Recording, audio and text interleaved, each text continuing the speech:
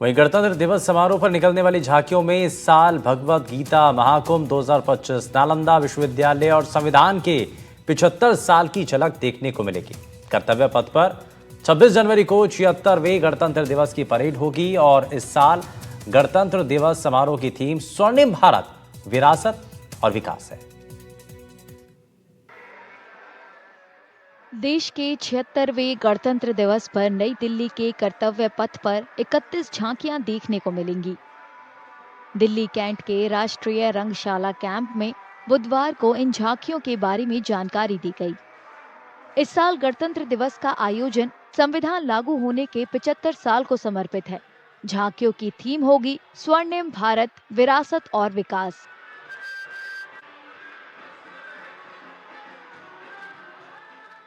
जम्मू कश्मीर की झांकी में वहां की प्राकृतिक खूबसूरती और समृद्ध सांस्कृतिक विरासत की झलक देखने को मिलेगी।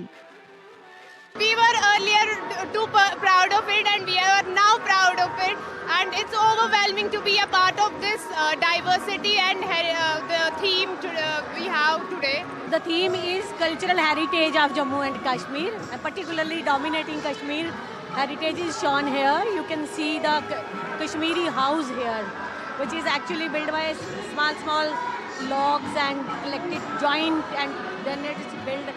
And then again you can see the natural beauty, lush green lawn and colorful flowers.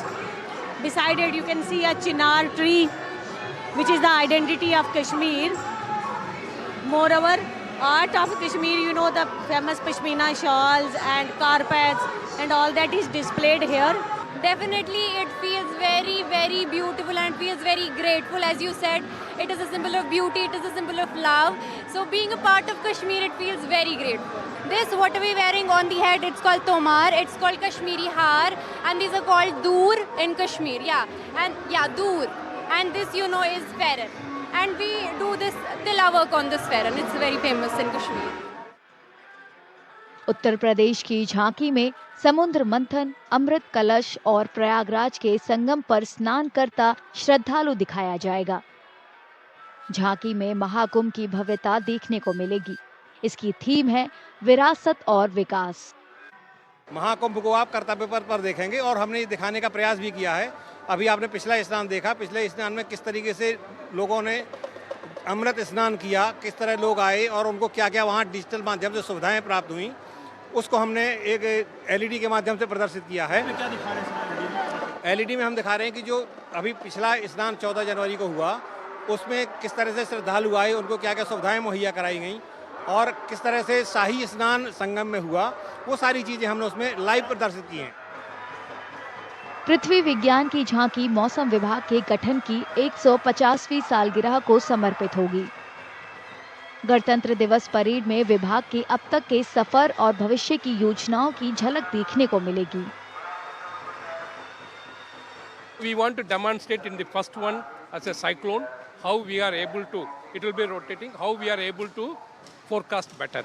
The front portion. It is a front portion.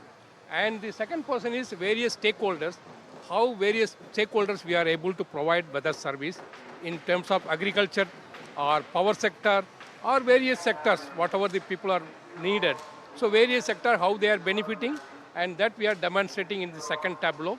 And the third one, we are going for the futuristic as a 2047, how we will be going for weather management level.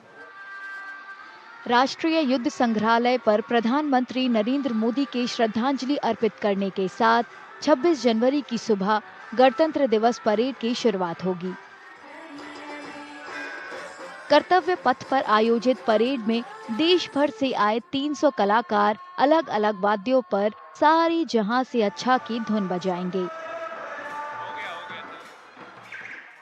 Parade में अलग अलग राज्यों और केंद्र शासित प्रदेशों की 16 झांकियां होंगी। इनके अलावा केंद्रीय मंत्रालयों और विभागों की 15 झांकियां दिखाई जाएंगी।